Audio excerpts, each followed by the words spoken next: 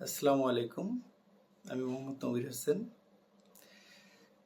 আজকের বিষয় হচ্ছে জেলাসি। গ্রামাঞ্চলে কিছু কিছু লোক আছে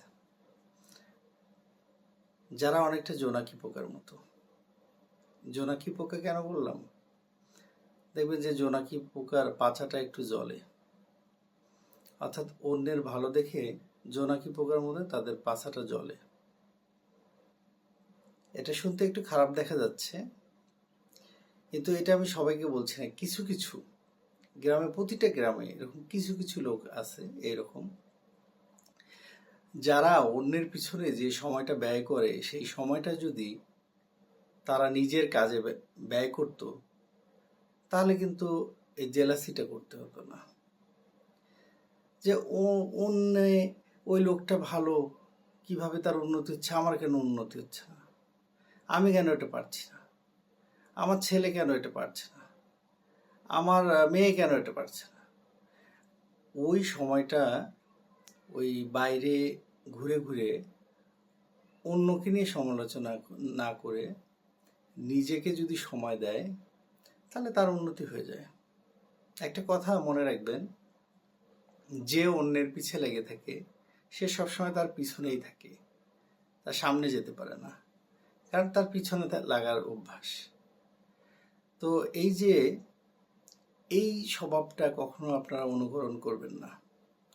ওই কিছু কিছু লোককে দেখে আপনারা মনে করবেন এটা বোধহয় একটা ভালো অভ্যাস। এটা কখনোই ভালো অভ্যাস না। এটা আপনার কর্মক্ষেত্রে আপনার ভীষণ ক্ষতি করবে। ওই অন্যের পিছে লাগার অভ্যাস থাকবে। ছাত্র জীবনেও আপনার অনেক ক্ষতি করবে। ওই সবসময় অন্যের পিছনেই থাকবেন, সামনের বেঞ্চে বসতে পারবেন না। তো এই জন্য বলি, জেলাসি জিনিসটা বাদ দিতে হবে। এবং আমাদের ইসলামে এটা আছে যে অন্যকে দেখে হিংসা করা যাবে না, বা অন্যকে দেখে জেলাসি ফিল করা যাবে না। তাহলে কি করতে হবে? এই সময়টাতে আপনি অন্যের পিছে না লেগে নিজের পিছে ব্যয় করুন। অনেক জায়গাতে দেখবেন যে চায়ের দোকানে বসে অনেকে আড্ডা দিচ্ছে। সবাই না, কেউ চা খেতে যাচ্ছে, কিন্তু দুই একজন লোক দেখবেন যে অমুকের বাড়িতে কি হচ্ছে, অমুক লোকটা কি করছে, এইগুলো নিয়ে খুব রসিয়ে রসিয়ে কথা বলছে। আমার কাছে মনে হয় যে ওই রসটা যদি সে তার সাহিত্য চর্চায় লাগাতো বা ব্যক্তি জীবনে লাগাতো, তাহলে তো সে খুব ফেমাস হয়ে যেত। তো আপনারা এই জিনিসটাকে অবশ্যই পরিত্যাগ করবেন। এরপরে কিছু লোক দেখবেন,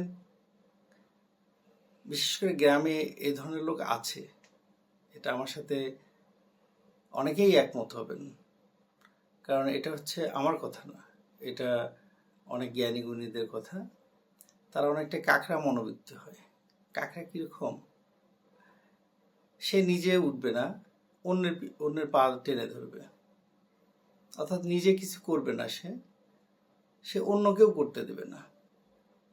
অন্যকে টেনে কিভাবে নিচে নামানো যায়, অন্যের সম্মানের কিভাবে ক্ষতি করা যায়, অন্যের উন্নতি কিভাবে অবনতিতে নিয়ে যাওয়া যায়, এটাই হচ্ছে তাদের কাজ। এই কাঁকড়া মনোবৃত্তি বাদ দিতে হবে। আপনার সফলতা অর্জন করতে হলে কাঁকড়া মনোবৃত্তি বাদ না দিয়ে সফলতা অর্জন করা সম্ভব নয়। কারণ কাঁকড়া মনোবৃত্তির লোককে কেউই পছন্দ করে না। আপনাকে যদি কেউ পছন্দ না করে, তাহলে তো আপনার সাথে কেউ চলাফেরা করবে না, আপনাকে মিশবে না। যদিও অনেক সময় আপনার সামনে কিছু বলবে না, আপনার সামনে তারা খুব সুন্দর হাততালি দিয়ে চলে যাবে, কিন্তু পিছনে বলবে এই লোকটা অন্যের সমালোচনা করে, বা অন্যের পিছনে লাগা তার অভ্যাস, অথবা এর ভিতরে জেলাসি কাজ করে। আপনাকে দেখবেন যে কোনো অনুষ্ঠানে দাওয়াত দেবে না, কারণ হচ্ছে আপনাকে মনে করবে যে এই লোকটা হচ্ছে অন্যের পিছে লাগার অভ্যাস।